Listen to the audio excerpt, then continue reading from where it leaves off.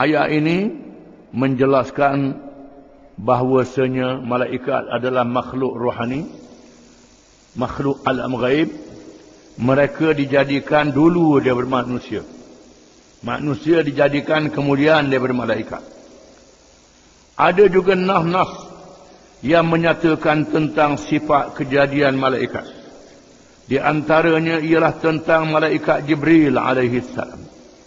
An Ibn Mas'ud radhiyallahu anhu qala: Ra'a Rasulullah sallallahu alaihi wasallam Jibril fi suratihi wa lahu 600 janah.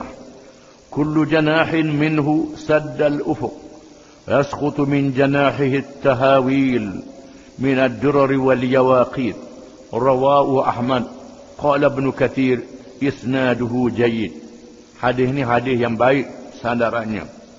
Artinya dari Ibn Mas'ud radhiyallahu anhu, katanya Rasulullah sallallahu alaihi wasallam telah melihat malaikat Jibril pada rupa asalnya.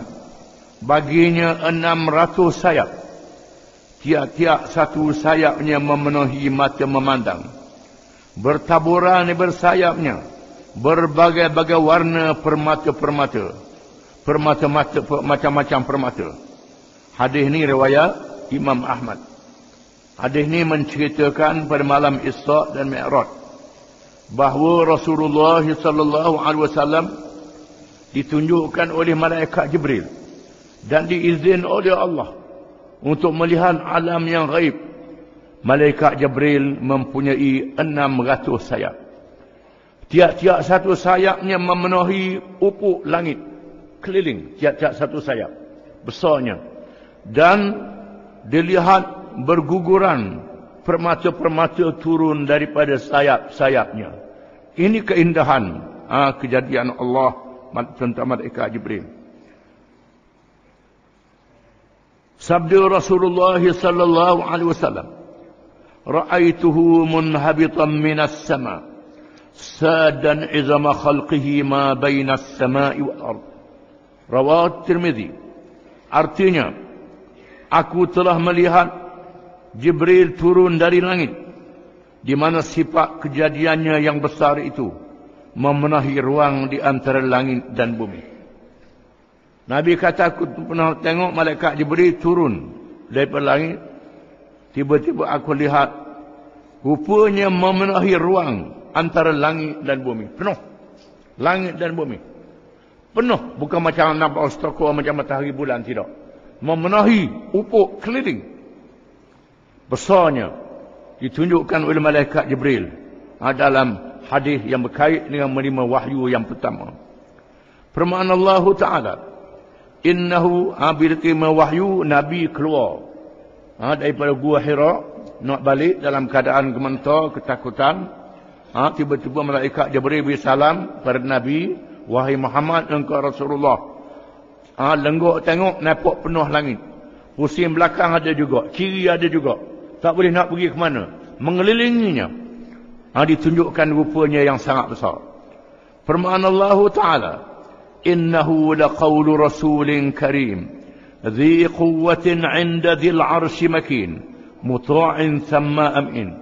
Surah At-Takwir ayat 19 hingga 21. Artinya, sesungguhnya Al-Quran itu benar-benar firman Allah yang dibawa oleh utusan yang mulia, iaitu malaikat Jibril, yang mempunyai kekuatan, yang mempunyai kedudukan tinggi di sisi Tuhan, yang mempunyai arasy, yang ditaati di sana di alam malaikat, lagi dipercayai. Ayat ini menunjukkan Jibril adalah malaikat yang paling mulia, menjadi pemimpin malaikat, ditaati oleh malaikat-malaikat yang lain. Dan Jibril juga mempunyai kekuatan yang hebat. Di antara tugasnya menurunkan bala bencana kepada kaum yang durhakakan Allah, melingkupkan negeri kaum Lut, menenggelamkan kaum Nuh dan sebagainya. Tempikan yang kuat yang mematikan kaum Samud. Angin yang kuat yang menjahanamkan bangunan-bangunan pencakar langit kaum Ad. Ini kekuatan yang Tuhan beri pada malaikat Jibril ditugaskan untuk menurunkan wahyi dan menurunkan hukuman Allah kepada kaum yang menderhakai Allah Ta'ala. Kaum yang sangat kuat. Malaikat yang sangat kuat. Lagi gagah perkasa. Allah Subhanahu Wa Ta'ala memberitahu kepada kita bahawa malaikat itu mempunyai sayap. Ada yang mempunyai 2 sayap, 3 atau 4 dan lebih banyak daripada itu.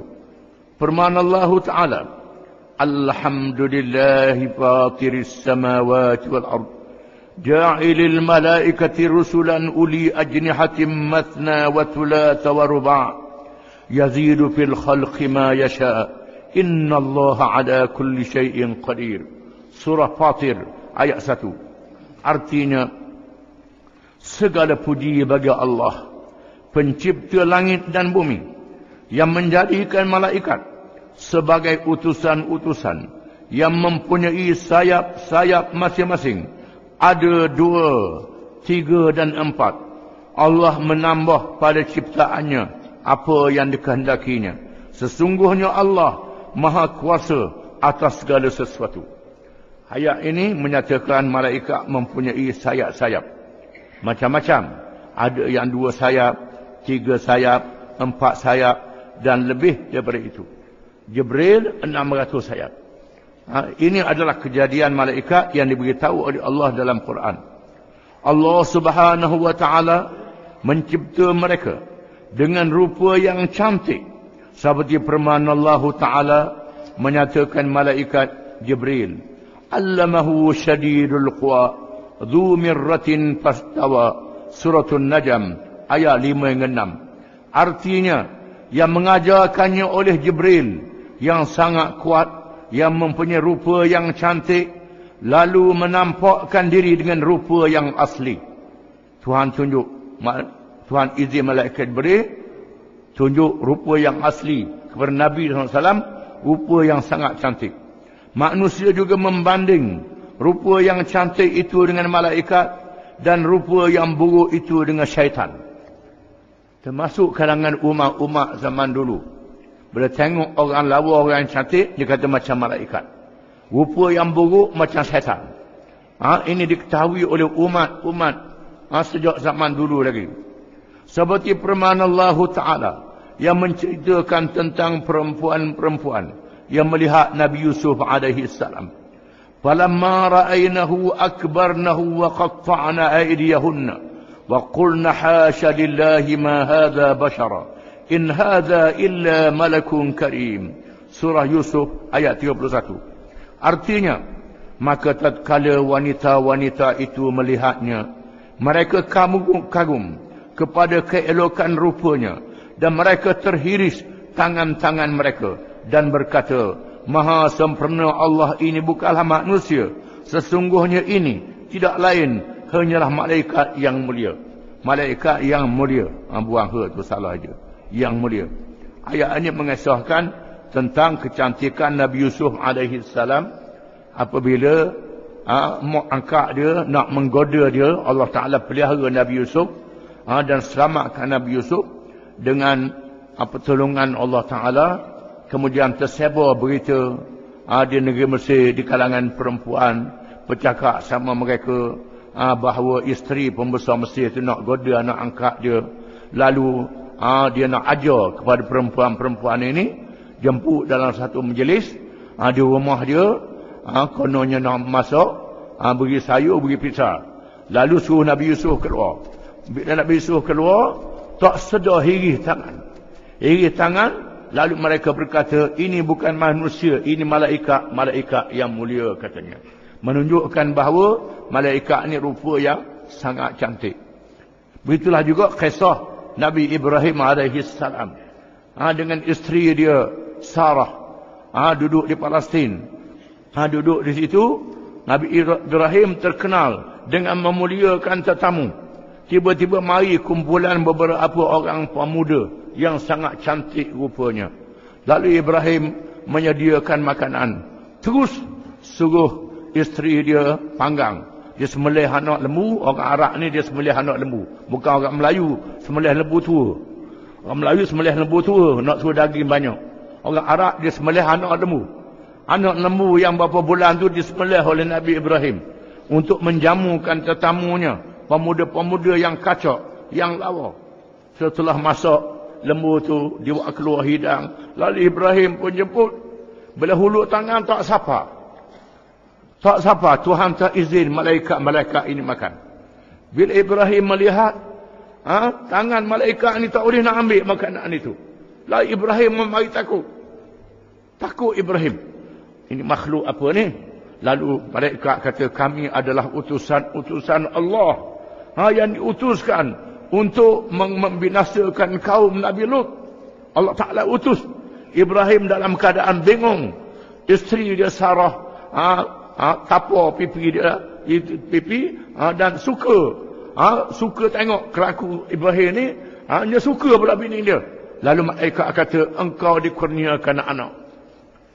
Tuhan nak beri anak padamu. Lepas anak boleh cucu pula. Lalu dia kata, macam mana aku ni tua putus hek dah. Suami aku tua. Malaikat kata, mu tak percaya pada kekuasaan Allah? Ini kekuasaan Allah.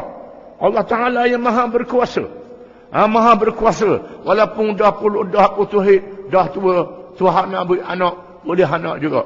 Dalam kisah yang terkenal. Jadi malaikat-malaikat ni datang dengan rupa yang segok, yang lawa. Lalu Ibrahim mengadu, natiabilah binasa kaum tu. Tuhan kata, wahai Ibrahim, jangan caput tangan. Jangan caput tangan. Ini urusan Allah Ta'ala yang akan menghukum kaum Lut.